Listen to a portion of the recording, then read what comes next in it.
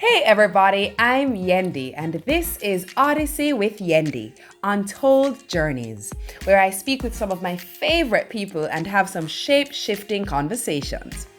Here, they share their stories, leaving nuggets of goodness and life lessons to motivate and inspire our own life's journeys.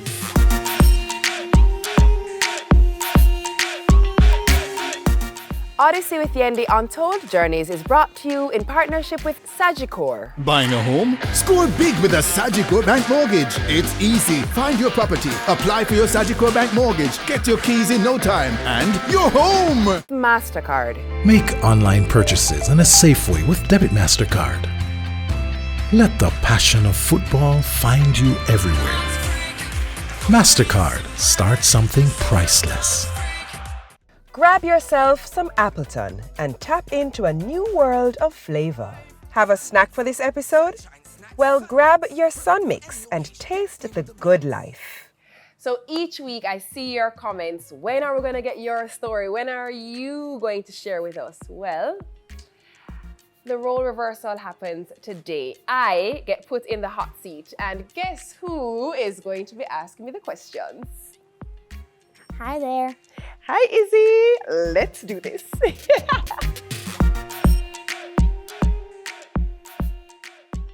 Hi, mother. Hi, Izzy. Are you jelly? I am not jelly, no. I'm a little nervous, maybe, because I don't know what you're going to ask me. How do you feel? Amazing. You feel amazing? All right. Why did you decide to start the show? I decided to do this show because, well, you know I like stories, right? You know I like talking to people. I like understanding how people work. You know I love to sit down and have a good talk, right? It actually bothers you sometimes, right? That I'll be talking to people in the supermarket or... And then I have to wait for ages.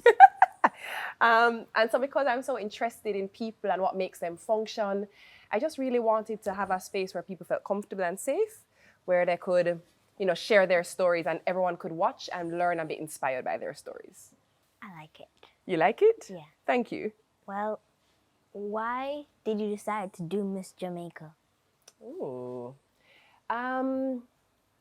Do you know when I was a little girl, so when I was your age, people would always say to me in the supermarket or on the road or when they would come to your Dermas Lamas classes, they would always be like, oh, you have such a pretty little daughter. She's going to be a Miss Jamaica. She'll be a Miss Jamaica.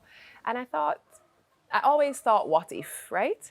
And then I grew up seeing people like Lisa Hannah win Miss World. And I thought that was amazing. And I saw that, it led to her having really big opportunities in life. And I just thought it could be something that really changed my life and allowed me to do amazing things when I got bigger and would give me a platform to, have impact on the world. My biggest thing is I don't want to die and no one remembers that I was even here. That's what I didn't want to happen. From when I was really small, it mattered to me. Why did you want to have me as a child? Why did I want to have you? As a child. I love kids. I always loved kids. And I always knew I would be a mommy. And I always knew I'd be a really good mommy, right, Izzy? Yes. Were you paid to say that? No. Okay, I'm just checking. Oh, you look like you weren't sure. I just always knew I wanted to be a mom. Innately, there's something in me that's very maternal, and I knew that one day I would be a mommy, and I would pour my everything into being a mommy. Well, why do you care to be a mom? Why do I care to be a mom? Izzy, that's a very good question. I care because I believe that God gave me a gift in a little girl named Israel Naomi. And I care because I think that you were specifically given to me because God knew that we needed each other. And I feel like as much as I can raise you and shape you into who you are is as much as you have actually allowed me to grow and become a better person. And I care because it's really important to me to give my all and give my best to everything I do. Why did you say no to a dog?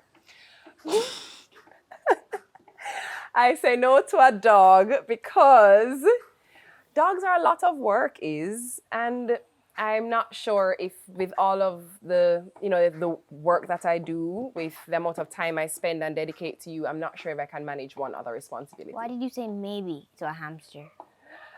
I said maybe to a hamster because they're a little less work. They're a little less. We'd have to wake up and go and pee the hamster and poop the hamster and scoop the poop and poop the scoop the poop. True, because you only have to feed them like every 4 days. Exactly. No, actually 5. So no, but the operative word in that sentence is that I said what? Maybe. So I'm contemplating it. Why did you not have any time since we moved to the new house? Why don't I have any time? For yourself. Because all you're doing is work all day long, and all you do is just not have time for yourself. It's hard to balance.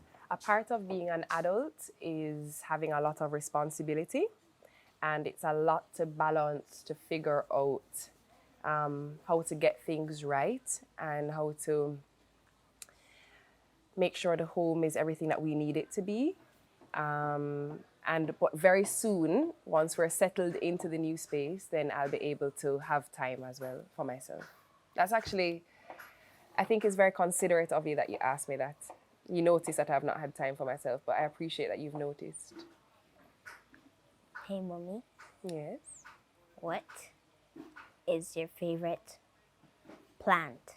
My favorite plant? I love lilies. What's your favorite plant? Baby's breath. Ooh, I should have guessed that. What's your favorite type of unicorn? A rainbow unicorn. Mine is a galaxy unicorn. Oh. And a feather dust unicorn. I know what your favorite animal is. A dog. Yep. What's my favorite animal? A horse? Ooh, no. You know it.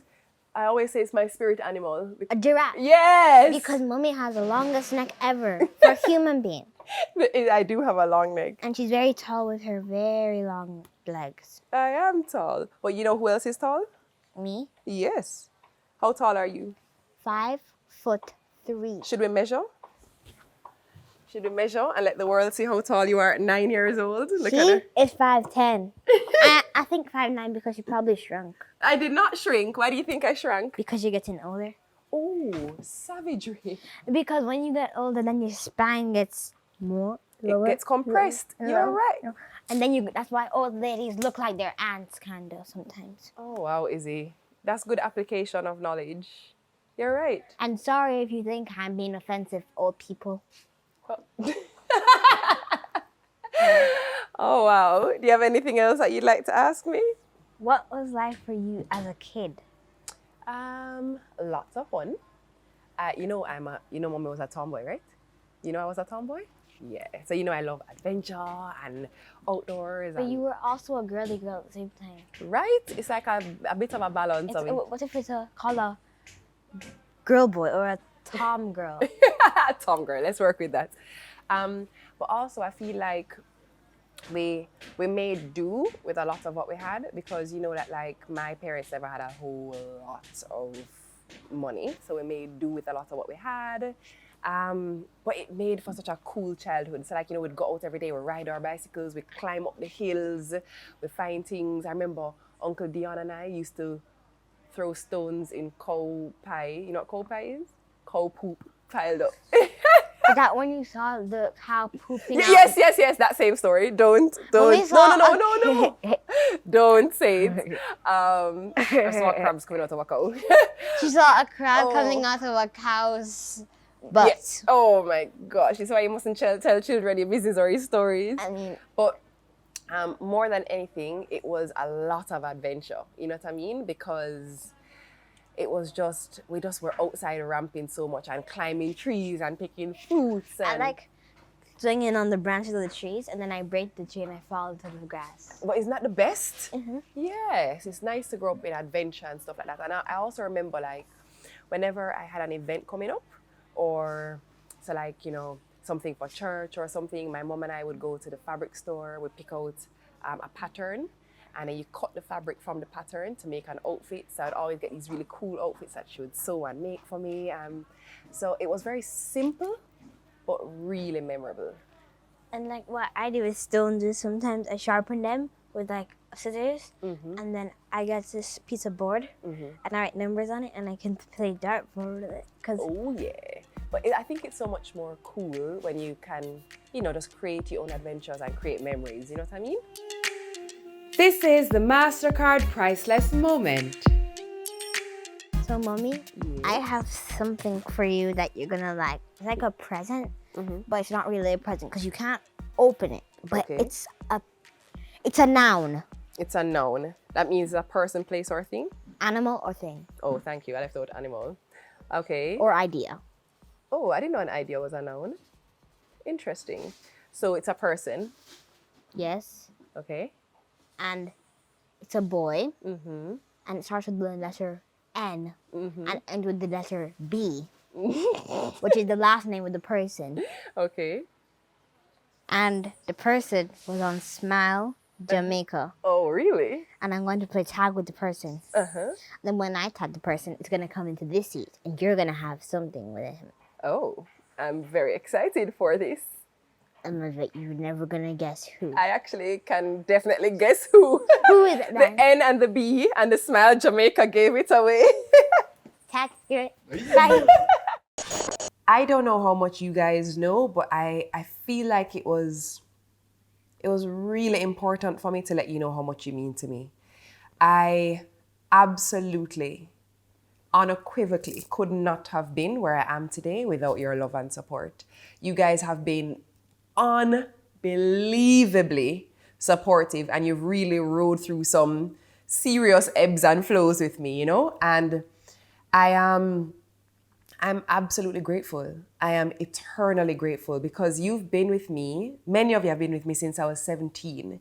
From movie Hang Time on CVM, that was my first gig in TV at 17 years old, to Miss Jamaica World when I was 21, to Miss Universe when I was 24, to Rising Stars, which happened in between that, to Smile Jamaica, which was after that, to becoming a mom, to now having my own show. You guys have literally been there and been supportive, and it's not lost on me that I could not be where I am today without your support. And it means the world to me, as in, it means everything. Because in a sense, if you pause and just pay attention to it, I have grown up under a microscope because, as I just said, I started at 17. At 17, you don't know nothing about life. I mean, I was also navigating one of the hardest times of my life in just losing my mom. And I've had to learn in front of all of you. I've gone through some serious teething pains. I've loved in front of you. I've lost in front of you. I've been heartbroken. And while, there have been some times that have been very trying and that, where I really felt like I was at rock bottom, the love and support was never not there. And I am absolutely grateful for that. I am eternally grateful. And so, even when I go on my socials and I look at every Instagram comment, I look at the Facebook comments, I try my best to like and reply as best as I can. Because it matters to me. It matters to me that I don't take it for granted. And it matters to me that that I value you. And so I've decided that I'm going to answer some of your questions. I know you guys are always asking me questions, and it's time. I'm finally going to answer some of the questions. So, without further ado, here goes. By the way, thank you for those of you who kept it tidy. All right, so for this first one, it's what makes you truly happy? Honestly, if I stop and think about it, I am happiest when I am with the people I love, when I'm traveling, and when I'm eating food. That sounds so fool, but it's the truth. I feel like my soul comes alive when I'm doing those things. And I keep saying on my Instagram like a joke, but I'm going to find a way to be paid to travel and eat. Because that's all I want to do. I want to be paid to travel and eat. I've been saying this for years. Somebody make it happen, please. So you kind of set me up. Because, you know, me think me a greatest interviewer in the world. And I just listened to your daughter. I don't know what to ask, you know, because Can you imagine? she was amazing. Can you imagine? And you didn't tell her what to ask, did you? No. I wanted her to ask what she wanted to ask. So she often watches me while I work. Yeah. And I see her doing stuff in the mirror and playing around. And I was just like, Which question surprised you the most? Which one did you not expect?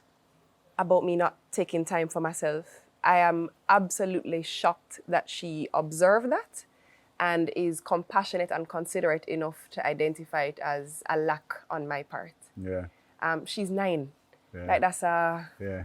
I'm going to ask you about Izzy, but let me start where I wanted to start Yeah. because I've known you for a long time Yeah. because your father and I are very good friends. Right.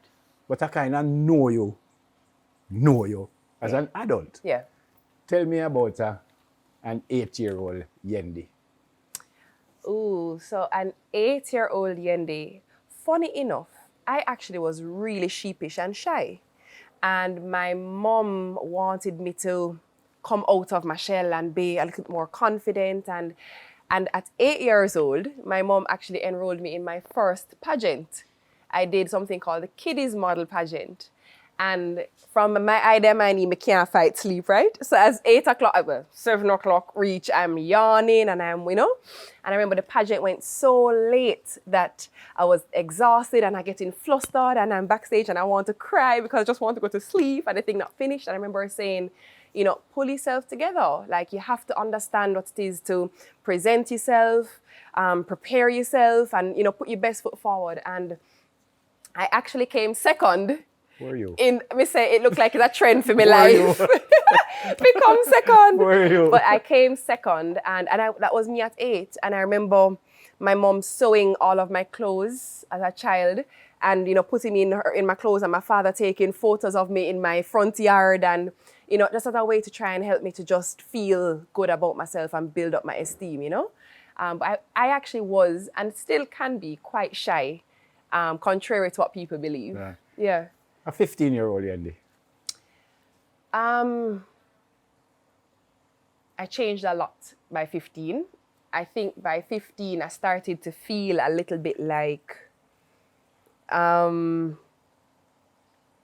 So my mom wasn't well.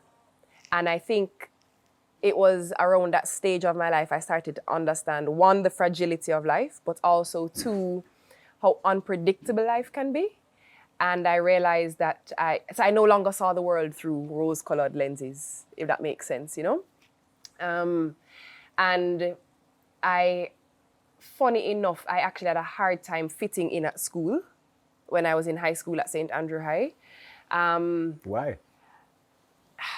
It was tricky for me because I went to a co-ed prep school with St. Peter and Paul, and I always hung out more with the boys. And I think going into St. Andrew High is when I first, I guess, got the baptism of fire in realizing how catty girls could be or how unkind girls could be. And, you know, it was watch this one with our flat chest and big teeth and space out teeth. And I would go home and complain to my mom about it. But my mom would always say, that's what people do when they're jealous. And I used to be like, jealous of what? Yeah. What is there to be jealous of, you know? And I remember she taught me a really important lesson. Again, I was at school and the teasing was just too much. I'm sensitive. Remember, say a little bit shy, sensitive, a softy. And I remember going home and being like, I want to leave. I hate this school. The girls are da-da-da-da. And my mom went to Immaculate. So I was like, I want to go to Immaculate because the girls weren't like that at Immaculate. You loved Immaculate. And she was like, all right, so if I move you to Immaculate and that starts happening, then what are you going to do? Are you going to run forever? And it's something that stands out for me because I think it was my first lesson in understanding that you can't give weight to everything people say about you outside of your immediate safe space. You know? All right, I'm going to take one more age. Your last birthday, a 20-year-old. Oh, my last birthday. Thank you. Thank you. A 20-year-old Yendi. Completely different. Because now, so at 16, I lost my mom. And if I'm completely honest, I do not think I've ever been the same. I am happy-go-lucky, I am fun-loving, but I have never been the same. I think it is extremely hard to, you see, my mom always had the right things to say, and my mom always had my back. My father is amazing, but there's something to be said when you have a very close relationship with your mother and the support is there. And I think at 20 is when I realized how much I was seeking validation that I could never get, because the validation that I was seeking was from someone who was not physically here to give it to me. You understand what I'm saying? Perfectly. And it's almost exhausting. It's a daunting task because, you know, you set all these huge goals and huge targets thinking, I hope I'll make her proud. I hope she'll be proud. And I almost neglected my own passions and my own interests because, you know, what would my mother want? What would make her proud? Yeah. And I think the day I realized that I cannot do that to myself, because it's like it's running on a wild goose chase. It's chasing my own tail. I'll never catch it, you know? And I had to realize that what my mom would want is for me to be content in me, in not betraying myself and being fair to myself. If you could give advice to your younger self, what would it be? I would say to her,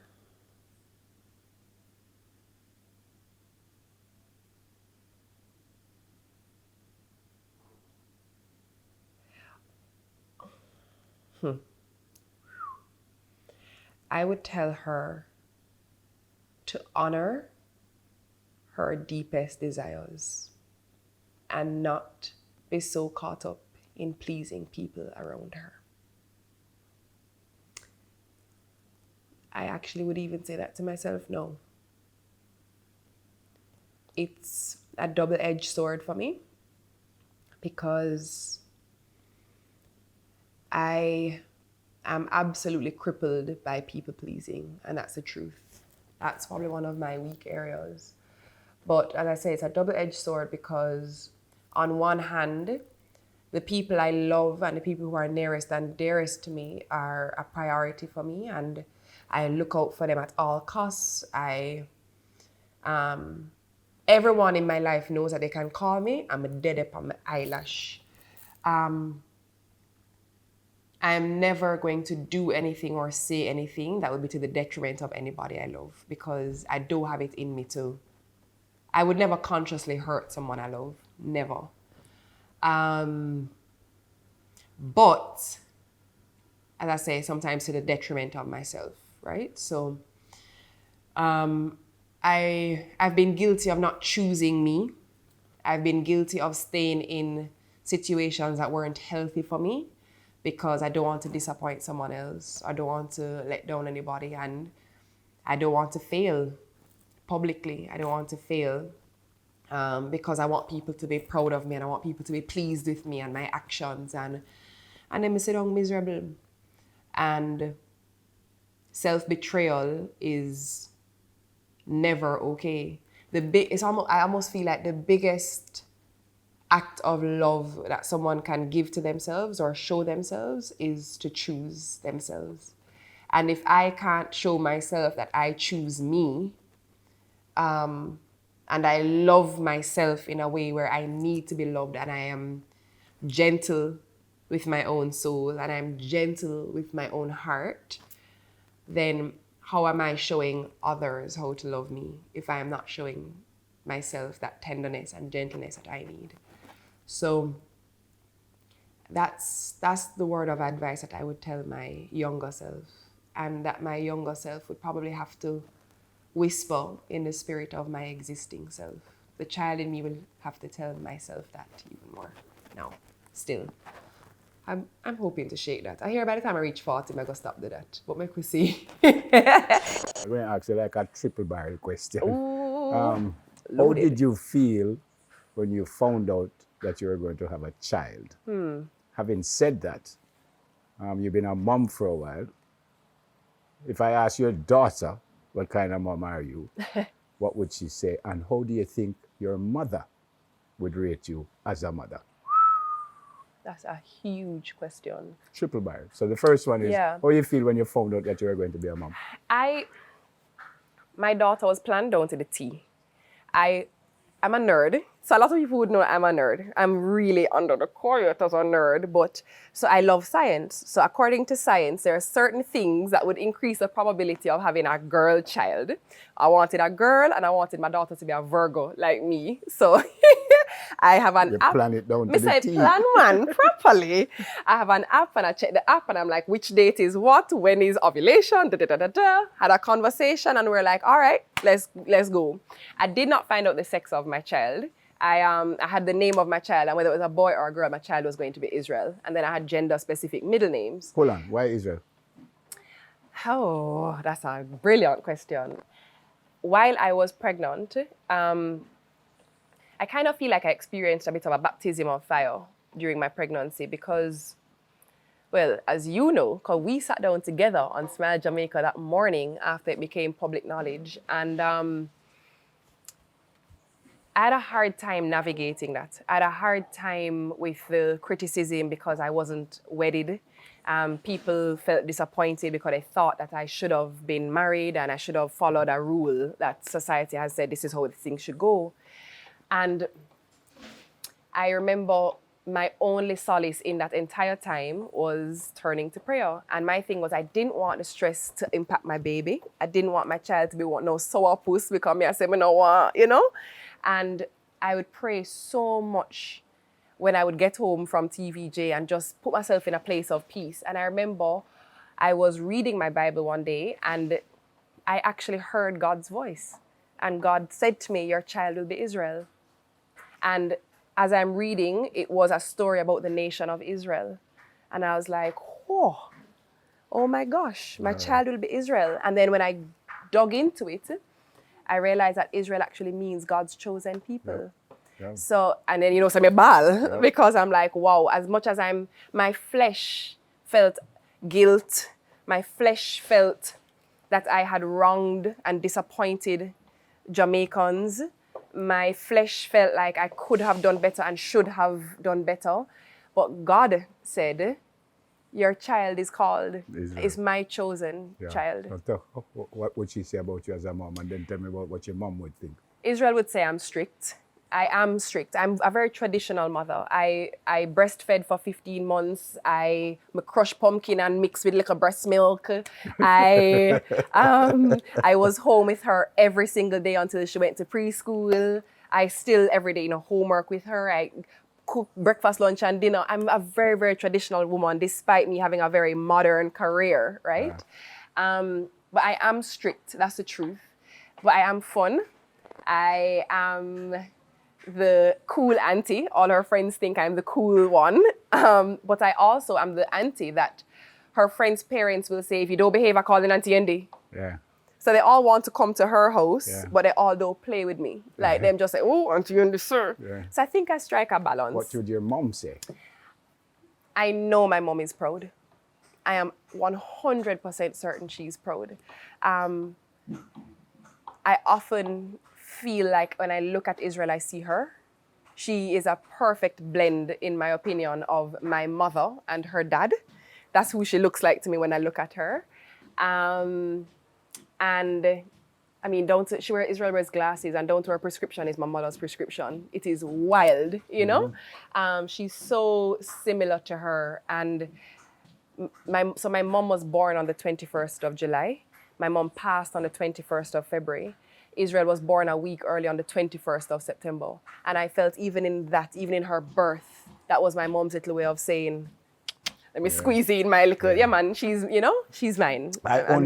The only reason I don't want you to cry is because me would have cried too. How much you think about your mom, even now? Ooh. All the time. All the time. Izzy just asked me about this thing about the time I have with the new house. And in decorating my home, I sit down every day and I just stare in the space. And I remember whenever my mom, every Christmas, me and her paint.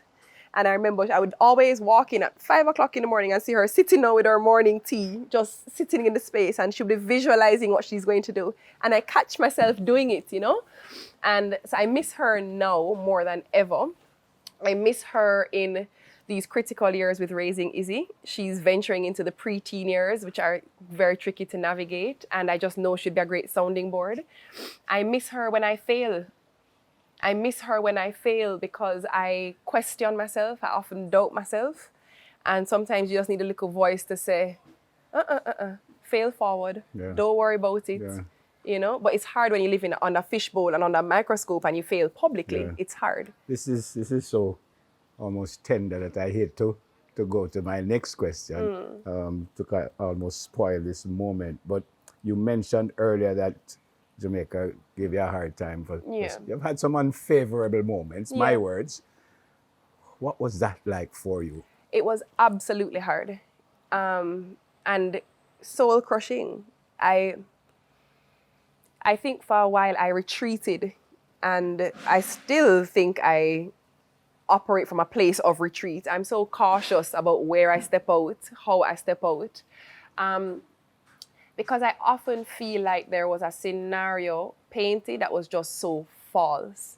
I don't like that we live in a world where if I stand beside somebody for 5 minutes, me and them there, and then, you know, I am always turned into, you know, it's almost like our culture to be like, ooh, who she asleep with, what she had, when, I mean, some people would almost, my friends would a joke and be like, she under lock and key, you know? The lies that I've heard about myself are hurtful. I'm such a loyalist. I'm not a person that cheats. I'm not a person who is vindictive, malicious. Any action I've taken has been from a place of being prayerful, has been from a place of trusting the voice within, which I believe is God guiding me, and has been from a place of truly hoping for the best possible outcome with the best intentions. Yeah.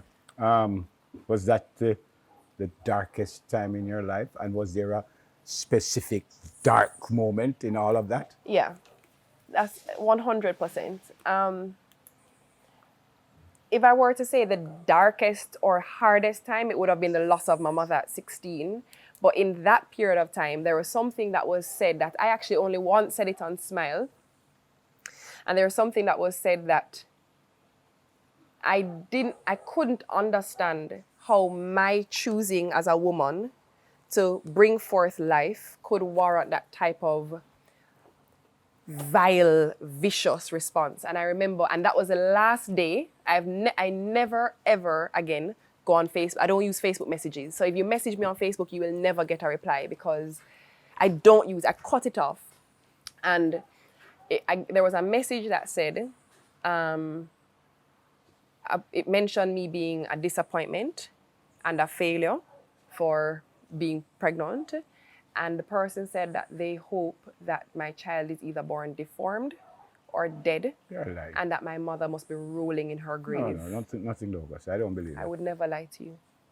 Are you over all of this now? If I'm completely honest, I'd say no. There are days when I think I am, and there are days when I put on my superhero cape, and because I'm giggly and bubbly and laughy, it feels fine. But there are times when things come up, or I'll hear something, or I catch wind or something, and it just punch me in my gut. I'm an empath. I feel everything. It's why I even do this show. Like I feel things on a very deep level. So what do you think you need to do to get over it?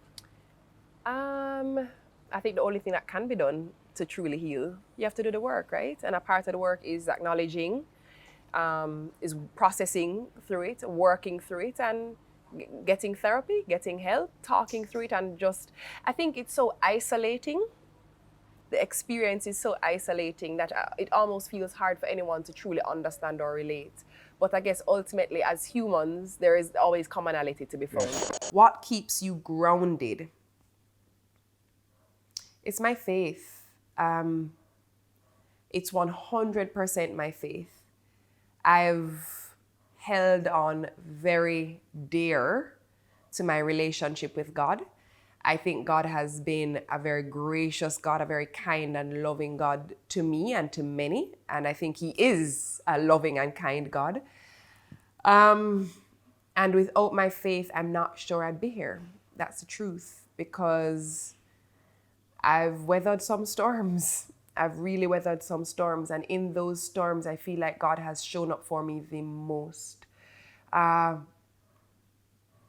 It's gone from, you just say a prayer to you get a gut feeling where, I believe strongly that your gut feeling is the voice of God within you guiding you. We're made in his likeness and image. And in my mind, God lives in us because we and God are almost one and the same, if that makes sense. He lives in us, we are in him. And sometimes it's a gut feeling, and then I've actually audibly heard God's voice.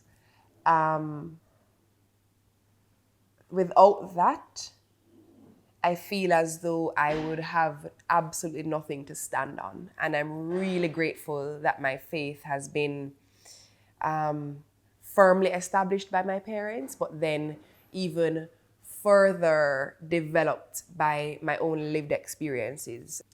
Apart from Jamaica, which other country would you live in? South Africa. It's the only other country that I've lived in for an extended period of time, and the only place that I didn't feel homesick. So definitely South Africa.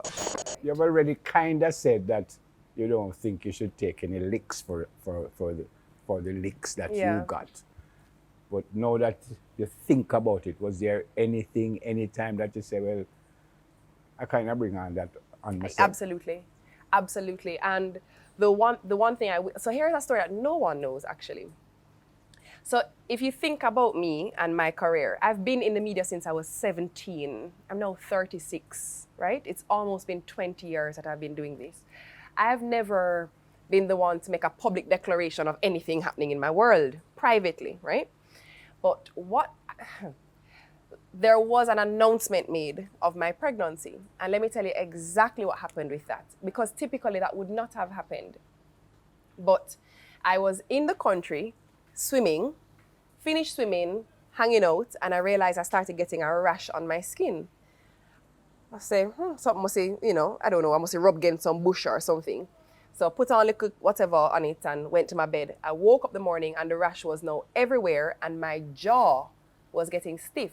Now, I am now early pregnant and I know that I am pregnant. So I say, no, something not right. I called my OBGYN and he said, come back into Kingston, head to the hospital, I'll meet you there. I went to the hospital. They took a look at me and they said they think I have meningitis. Wow. So they need to do a spinal tap. So I said, hold on. I don't know if you can do a spinal tap because I'm in my first trimester. I am early pregnant. And they were like, oh, well, we need to treat you and so on. So I said, well, I'm not comfortable. I want my doctor to get here. Okay, long and short of the story is, it was not meningitis. I actually was stung by jellyfish, with baby jellyfish, so it was everywhere. Wow. Right? Anyway, but before I got home, after leaving the hospital, do you know who called me? Our executive producer from Smile, Claudette, called me and said, I just get a call asking if you're pregnant. Okay then. I said, excuse? I literally did not arrive in my driveway yet, I just left the hospital. And I was like, what do you mean? I was like, no man, but I'm caught off guard. Half an hour after that, I get a call from Kingsley Cooper, who at the time was managing me just before with my reign. And Kingsley said, the gleaner just called to ask if you're pregnant. Wow. And I went, hold on. So I said to him, I need to meet with you. So I met with him and I said, this is what is happening. I said, but I just had to declare my pregnancy to receive medical attention. But it seems as though a staff member or somebody call and say, hey, say Yendi, Boss it. So the coming together now of, my team, which was Kingsley and me, Israel's father's team, which was him and his publicist, the consensus was get ahead of it, say something first so you control the narrative. I've never made an announcement in my life. I've not made an announcement since. And I almost I almost resent the fact that that was taken away from me because I believe that I still have access to privacy. Despite my public career, I should be a citizen first. And I don't think receiving medical attention, I should be here fretting if my information going to get out. So that is the one thing that I would say. I think we opened Pandora's box by doing that, but I feel like it was a reactive move and maybe it would just shut up and make the 9 days pass. It would have just, What are your tips in being so positive when you're going through difficulties and tragedies? That's a big one.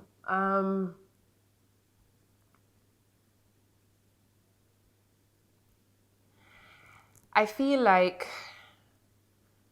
you have to feel everything that you need to feel in the process. So feel the anger, feel the hurt, feel the disappointment. Remember the good times. Bask in the priceless memories. And process everything that you need to process. This idea where, you just put on a brave face and keep going. I feel like that's just sweeping things under a rug and you never truly deal with the trauma when you do that. I think we have to feel every stage that we are meant to feel. And, I genuinely believe that crying is a gift given to us. When you shed tears, it cleanses the soul. And allow your soul to cleanse. Tears of joy, tears of despair, tears of heartache. Allow it to come, allow it to flow. Allow yourself the release that's necessary. And then when those things happen, and then we stop and we say, okay, let's make a list of all that is still good.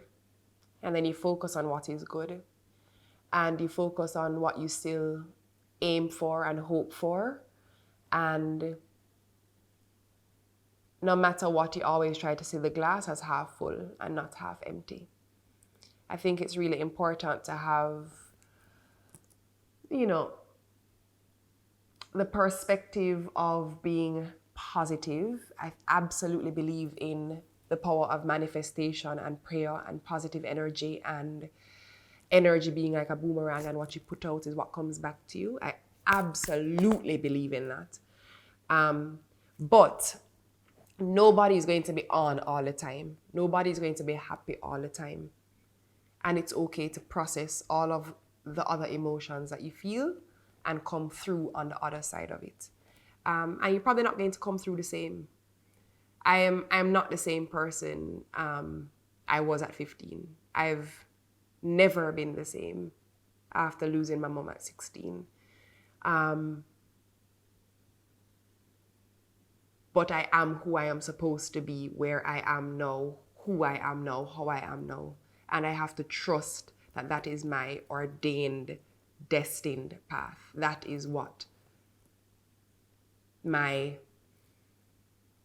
journey was to be, and this is where I am supposed to be. And I have to find the good in that and the joy in that and look forward to another tomorrow. I have to. Otherwise, we dwell in the past, Yeah. Israel, come here 1 second, please, my love. Come here 1 second. Come here. You stand up right here beside me. I need to ask you a question. Stand up right here beside me. What kind of mom is she? An awesome mom, but sometimes we don't get along, but she's really nice still. And she might be strict, but she's still nice. Oh. Thank you very much. Call me for parenting. Did she pay you to say that? No. Okay, thank you, my darling. You're such a sweetheart. I will give you the candy later. A joke. Go on. What's an important life lesson Izzy has learned from traveling with you? Ooh. I vividly remember we were at an Ethiopian restaurant once, and she was learning to use is it injera? Yeah. And so you use it, it's the Ethiopian bread, and you tear it and you use it to pick up your food, pick up your meat or your veg, whatever, and eat. And, they come and they wash your hands with the warm water first, and they present your meal. And Israel would have been 3 maybe at the time. And I remember her saying, oh, Mommy, where's our fork? Why are we using our hands? And I said to her, in Ethiopian culture, this is how they eat their food, and it's different all over the world, and this is this is how it works. So fast forward, we're back in Jamaica and she's at school, and a child at school is doing a particular thing based on their religion. And another child questioned it and was just like, ew, why are you so and so, whatever. And the teacher, when I picked up Israel, said to me that she heard Israel say that people do things differently all over the world, and in different countries, people operate differently, and we need to respect people and respect their differences because that's what makes the world special. And I was like, yes. So I love that from a very early age, she understood that you can't be myopic when looking at the world. You're not looking at the world just in a singular lens. You have to understand that in the Father's house, there are many rooms, many cultures, many ways of looking at creation, of looking at our maker, many viewpoints of what makes the world what it is. And the biggest thing that we can do as human beings is to respect our differences and love people and treat people the way we want to be treated. That's all this thing comes down to. Treat people the way you want to be treated. And ultimately, everybody wants to be respected and spoken to and dealt with from a place of love. I think if we understand that fundamentally, we will get much further in life. And I'm grateful that my daughter already understands that. And that's the foundation upon which she will move through the world. I'm honored that she grasped that early. And I just want her to be a citizen of the world. And in doing so, you have to understand that you are but a blip and that there's so much more to the world than you and your way and your culture, and we have to respect what each person and each society does. I think it will take us so much further. It really will take us further. I'm not certain if I want Israel to hear my next question, but I'll ask anyway. Gonna have another child? Oh, I can't believe you asked me that. Not easy shouting yes from the background. I'm not sure. The thing is, I've never only wanted one child. I am hoping, I actually do pray that the person I marry will want more children or will want children. And Especially a blush and all kind of thing. Yeah. You. I really enjoy being a mom, I take a lot of pride in being a mom, but also Israel has been advocating. She walk with placard in the house. Man. I want a sibling. Even though Israel is going, yes. You mentioned that you've been in the limelight, I will use that word, from 17. You're a dancer, presenter, entrepreneur. If you had to do just one single thing of all that you have done, which would it be? I kind of feel dancing, but which would it be? It would have been dancing if they never give me such ugly toes. Mr. Dancing, mash up my foot them, look how my toe them ugly. Nothing wrong with your toes. Actually, no, it would be. What's so special about that? It makes me feel so alive. I love it. I get lost in the spirit of the movement, in the music. I actually hear music in movement. Mm-hmm. So when I listen to a song, I see movement to the music as I'm listening. Yeah. My spirit feels so at ease, yet so alive when I dance. All right, I'm going to ask you a high question and a low question. Outside of Israel, what's the greatest thing ever happened to you? Ooh. So why you have to throw it outside of Izzy? Because it's too easy to say Israel, because I suspect that is the greatest thing ever happened to you.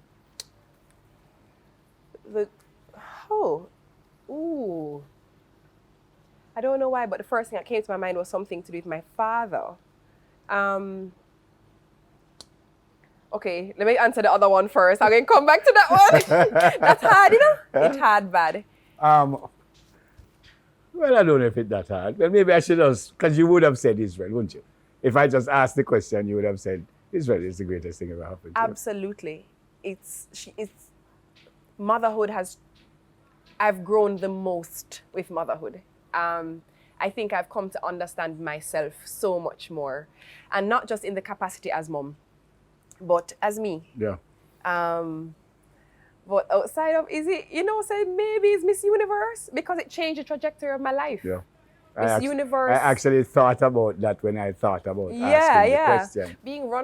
Being first runner-up at Miss Universe absolutely changed the course of my life. All right. Low one now, not even a low one, but you told me something that you said the first year saying that. Yeah. But tell me something that no one knows about Yendi Phillipps. Tell me something juicy. Like if you used to play saxophone or something. But tell me something that we might be a little surprised and say, Yendi did that? No, sir. I actually, I don't feel like this will shock people, but I'm extremely, I'm a little bit of a rebel. I'm a little rebellious. Well, it don't surprise me. I don't have an issue with rules and structure, but I have an issue with what I think are impositions on people's freedoms and rights. Which is but on a serious letter. Which means you are exactly what you say you don't have no issue with. But you know that because you are like that too. I am like that too. And as much as you have structure in your space with your when you're training, say quietly, yep. So I understand that society needs structure to function, but I think I'm such a free spirit. I'm a tree hugger.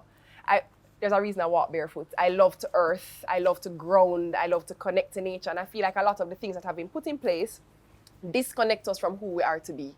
Yeah. And I feel like it is done under the pretense or under the guise of advancing us as a human race. But I think it actually moves us away from who we innately are. Yeah. And the little rebel in me, I'm just like, no, bona fire upon that. No, I don't want no. Like, I don't want 5G. We don't need 5G. I don't need anything to go faster. As I look at my DP rolling his eyes because everybody's so techie. I'm just like, no, go outside and just bathe in a river and lay down and float and listen to the muted sounds of the water and connect to earth. That is me. She's bossy. As we come to the end of this, and I'm having a great time, when you look at the different phases of your life. Yeah. So we asked about a Yendi at 8, a Yendi at 15, a Yendi at 20, a pregnant Yendi, a mother Yendi. Anything you would do differently? No. And I genuinely mean that. And as much as sometimes some of the journey caused me a bit of strife still and a little discomfort, I truly believe that I have grown into the woman I am because of this exact journey I've been on. And I genuinely, at my core, believe that God has ordained my path, genuinely. And sometimes I question why my mom had to go when she did. I question some of the losses I've experienced even in love and the hurt I've experienced in love.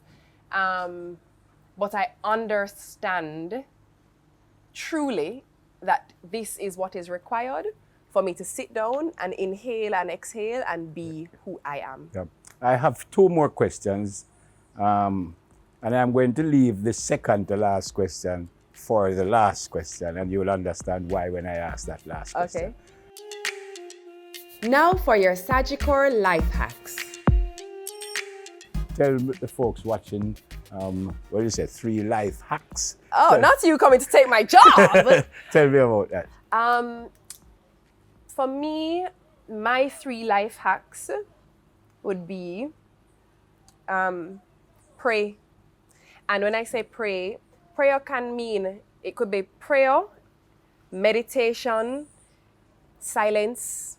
I think there is something so profound in simplifying what is happening around you and just finding a moment of stillness to hear your own truth, to hear the voice of God, to be truly guided on your ordained path. And I think that is critically important to our existence.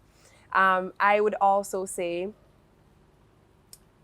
persistence is underrated. I think discipline is also underrated. I think if you have the discipline to persist, you will absolutely hit those targets. And sometimes it feels unattainable. Sometimes it feels too big. But it's almost like when you get there and you look back from where you're coming, you say, oh, it never so bad after all. But you have to be disciplined enough to persist. And I would say it's okay to float. There's this thought that, you just keep swimming, just keep swimming. Sometimes there is more to gain in the moment of floating. I guess it also ties into the stillness. So it's almost like you could be going so hard, you end up going against the current, where if you just actually relax into it, the current will take you right where you need to go. So, just float if you can't swim. My final question, and even though this is your show, I'm going to give you an order because I want you to look into the camera and say something to your mother. What a question.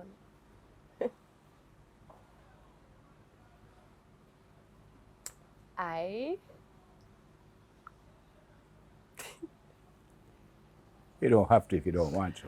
No. I think the thing I keep hearing is thank you.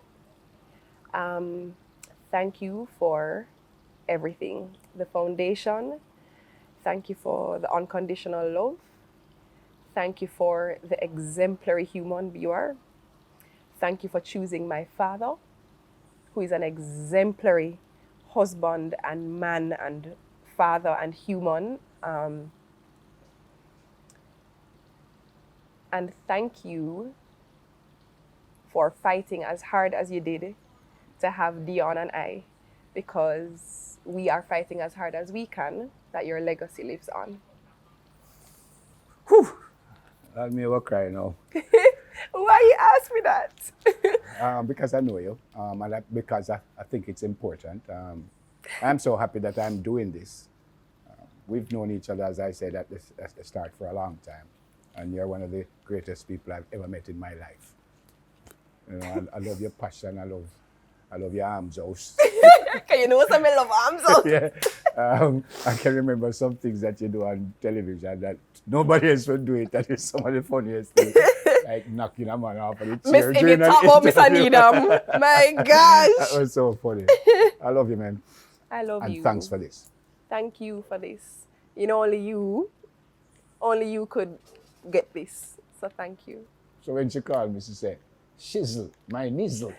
And I said, Yendizzle. In the nizzle. Bless. Love you. Yes, man. What's on your bucket list? One of the number one items on my bucket list that I want to go to every continent in the world. I still have 2 to go. The 2 I've not been to are Australia and Antarctica. So hopefully that can happen pretty soon. And then the other bucket list item that goes in tandem with that is I really want to set foot in every country on the earth. I remember when I was young, my parents, we couldn't afford to travel, right? And thankfully with dance, I got the opportunity to go to a couple of dance conferences. And I remember when I came home from Finland, that was the first time I went away. I went on a plane, no parents, I traveled when I was 3 years old, but I never traveled again, and I was now 12 years old. And I went to Finland for a dance conference. When I came home, I said to my mother, when I grow up, I'm going to travel to every country in the world. And she said, yeah, well, just make sure you have a solid career that can afford you that opportunity, because that's going to be pricey. And I was like, okay. And so said, my career has allowed me to travel and set foot in so many countries. So that's another bucket list item for me, for sure. I need to complete all of the countries in the world. This one says, how do you start your day? Every single morning, I open my eyes, I bring my awareness to my body, and I close my eyes and I say a prayer. Every single morning of my existence, I say a prayer. Sometimes that goes for 2 minutes, 3 minutes, and sometimes it goes for 10. Sometimes I end up in a full meditation. A lot of the times, not all the time, but sometimes I play praise and worship. And then I make a cup of green tea. Every single morning, I have a cup of green tea and head straight to the kitchen because mama's got to do what mama's got to do. But that's my thing. It's prayer or meditation and a cup of green tea. I start my morning gentle. I often wake up maybe an hour before anyone else in my home wakes up because I need to take that time to just find a bit of a moment to center and still myself and, you know, do my affirmations and get myself in a place where I'm ready to take on the day. Yeah. I feel like it makes a big difference. Like the mornings that you don't get to do that, you just feel scarum. I don't love it at all. As a multi-potentialite, what are some of the many hats you wear and how do you find time to do them all? Whew. So even there is something that you guys don't know even about this show. So with this show, I am the executive producer. I am also the producer. I am the gaffer and the gopher. So I run to the supermarket. I set out all the stuff for the crew. Do the lunch order in between interviews. Go and do my hair and makeup in between each guest. I wear many hats. Outside of that, I still host TV shows. Outside of that, I still host events, which I enjoy. I love, I must admit, in these spaces, I feel alive. I feel like I'm literally doing what I was called to do. So, and then outside of that, I have my faith-based line Odyssey by Yendi, so which is the shirts, the candles, every single candle that you see in Odyssey by Yendi, I pour myself, I label myself, I package myself when you receive your package. In other words, I'm insane. This I forgot change up real fast, right quick. But those are some of the many hats I wear, and I'm not sure how I find time. That's the truth. Because I dedicate a certain amount of time to work, and then once a certain time of day hits, then it's time for Izzy and being a mom.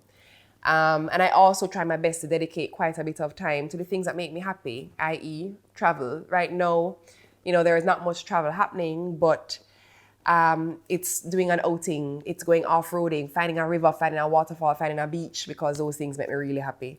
Finding a good restaurant, a little off the beaten path spot for us, eat some nice fish, I'm not sure how I find time, that's the truth, but I try to prioritize things as best I can. And on the days where I don't feel like, the truth is I don't, because I feel like that's my body saying I need time to recharge. And I often find that when I take that minute and take that downtime, then I can wheel and come again and I'm even better for it. So, yeah. Tough question. The second part to that question is, how many countries have you visited and which country is your favorite? I think I reached 40 something. I have to go back and count. I'll find the number and put it somewhere here for you. I'm at 40 something, and favorites, I would say South Africa, Peru, Japan. Those are my top 3 so far. Oh, I really liked Jordan too. Oh, I also really liked Israel. I'm not sure. I'll tell you in a blog or something. Which legend from the past or present would you interview if given the chance? Someone you're dying to have a word with. That's a great question. I absolutely would love to sit and speak with Oprah. I would love to sit and speak with Beyonce. Actually, here's a funny story, or not a funny story, but a story. So at Miss Universe, in pre-judging, you go into a room, and on one side of the room, you have a panel of judges, and then on the other side of the room, you have another panel of judges, right? So you walk into the room, and you turn, and you face one panel, and then you speak with them, they ask you questions, the bell rings, and then you turn, and you go across the room to the other table, you speak with them, the bell rings, and you come out. Okay. So one of the questions that I was asked was for me to name 3 people who I'm inspired by, or who have influenced me, or yeah, who I'm inspired by. And I said, one would be my mother, for sure. The second person would be Oprah Winfrey, because she's a media mogul, and what she's done is just unmatched and unprecedented. And I have everything I see in my mind's eye sees me moving in a direction like that. So I'm very inspired by that. And then I said, and the other person, I said, I know it might sound corny, but just let me explain. I really love Beyonce. And the judge was like, really? And I'm like, yes, I love Beyonce. I was like, wait, listen. I was like, I'm a Virgo, she's a Virgo. And another judge was like, oh, I'm a Virgo. And I'm like, hey, Virgo's in the house. And then I was like, she's a performer. I'm a dancer, so I'm a performer. And another judge goes, oh, you're a dancer? Dance, let me see. And I literally went, so you want me to dance as in, and I did like a pas de bourrée, or, you know, a little ballet move. I was like, or you want me to like dance? And I was like, and the whole panel popped up. And I'm like, yeah. So that was in 2010. Here we are, and that still rings true for me. For me, Beyonce and Oprah, rate them down to the ground. Like, to the ground. Down to the ground, to the ground, to the ground again. Get up. Okay. What did your 20s teach you? What's crazy to me is that I feel like my 20s taught me some valuable lessons that have literally carried through my entire life. The first thing is, at 21, when I completed my master's, I understood my resilience. And in understanding that, I realized that it would be a quality or an attribute that would take me really far in life. So I'd only completed one term of college when my mom passed away. When my mom passed, so she was in the intensive care for weeks. And after insurance, the bill was millions of dollars after insurance. This is in 2002. My father was now on his own, having to take care of my brother and I. My brother is 4 years older than I am, so he was already in college. And he genuinely wouldn't have and couldn't have afforded my school fee. I was at Edna Manley College at the time. And I remember applying for every scholarship possible. And I received the NDTC scholarship, which paid for that term. And then I applied and I got another scholarship, which paid for my second year of school. I got another scholarship, which paid for my third year of school. And I completed Edna Manley College, 3 years of Edna Manley, and my father paid one term of a school fee for me because the entire thing I did on scholarship. I applied for an exchange program. I was selected, and that's how I went to New York. So 1 semester, completely free, not a dollar to pay, because I was selected for this exchange program, which came with housing, food, education. I decided at the time to stay and complete my Bachelor of Fine Arts, because at the time we didn't have a Bachelor of Fine Arts degree in Jamaica. And I remember applying for a grant, and I was given the grant, or awarded the grant rather. I knew I wanted to have a career in media, in fashion, in modeling, in pageantry. I knew that's where I wanted to go. And for some reason, I don't know why, I had this sense that, you know, if I came home with a degree in dance, people are going to assume that, you know, I'm resting on the laurels of my looks and I lack substance and I'm not a smart person and I don't bring much to the table. And obviously, you know why I assume that. It's what society has often projected onto young women who are deemed attractive, right? You're just getting by on your looks. You don't bring anything, you don't have any other value. And it mattered to me to be like, no, I have substance. So I applied for the master's program. I was accepted into the program. So it's a management-based master's, so that if the dance thing falls apart, I have a backup option, right? And I then applied for a graduate assistantship, which would mean that I would work at the school and I would be provided with housing. And I received the graduate assistantship. And so I had a job. I was the student event programmer for the school. So I put on events for all the students at the school, worked, did school full time. It was a 2-year master's program. And I was just like, there's no way I can afford to do this for 2 years. So I did the maximum amount of credits I could in every semester. I did winter school and I also did summer school. And Dr. Joel Freighter, he was the chair of my department, a Jamaican, was the chair of my department for my Recreation and Leisure Management Studies master's program. And he said to me, no one has ever done the program in a concise time like that. And I was just like, if you want good, you know, for run, because I can't afford to do it no other way. But I want this. I want this because I want to go home and I want to do Miss Jamaica. And I remember he was like, you can do it. You absolutely can do it. And I did it. I don't know how, by the grace of God, I did it. I actually got a loan. I contacted my uncle. I asked my Uncle Herbie for a loan. And my uncle gave me a loan. And 2-year program done in 1 year. I then sat in the airport on my way home when I completed the program, and I wrote a list of everything I wanted to achieve for the next 10 years. And when I wrote the list, name it, everything I've done was on that list. Every single thing was on that list. But one of the other things I did in that moment was I came up with my mantra. The mantra that I would use for my life. I was 21 years old.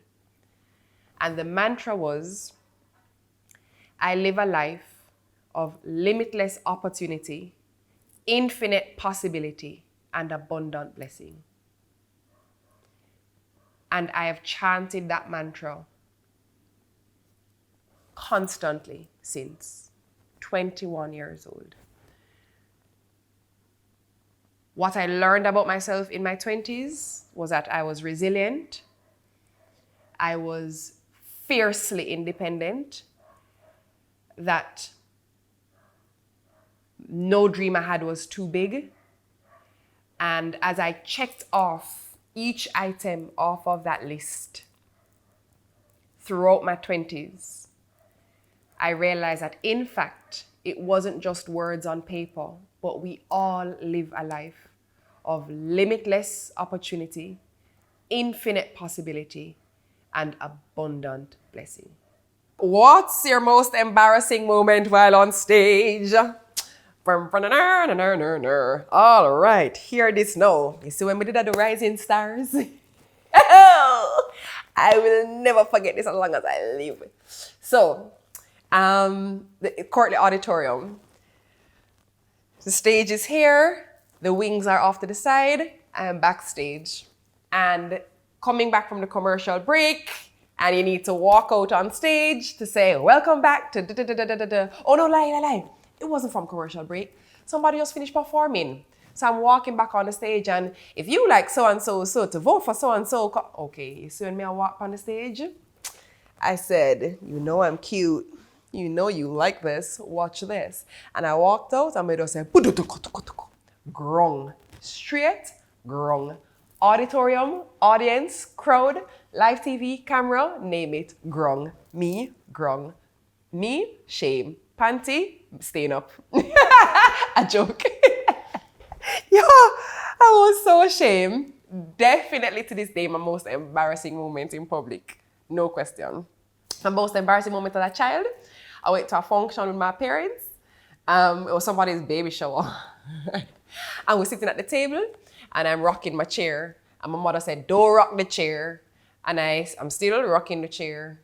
And my mother said, Yendi, do not rock the chair. And I was like, yes, mommy. The chair just never come back. And I went down a hill, as in down the hill. down the hill. Okay? Okay. Yo, I'm such a klutz.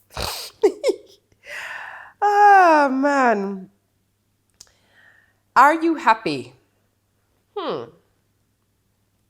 Are you happy? I am. If I take 10 days out of the week, 7 out of the 10 days, I'm in a good place. And I think that's winning. Some might say, but that's just 70%. But I believe so. The other days, sometimes it just gets overwhelming. I feel like I carry a lot of weight. I feel like I'm juggling a whole lot. And the truth is, there are some days when I just feel low and I struggle to find the motivation to go. And then I try and honor that and feel what I need to feel, I process it, and then I wheel and come again. I definitely find that exercising helps my headspace. So I try to make sure, I either, I go to the gym or I play tennis or I go and swim at the stadium. Those are the things that I do to, release my endorphins and keep going and feel good about myself. But I would say, are you happy? Yeah, I'm happy. Odyssey with Yendi Untold Journeys was brought to you in partnership with Sagicor and MasterCard. Grab yourself some Appleton and tap into a new world of flavor. Have a snack for this episode? Well, grab your Sun Mix and taste the good life.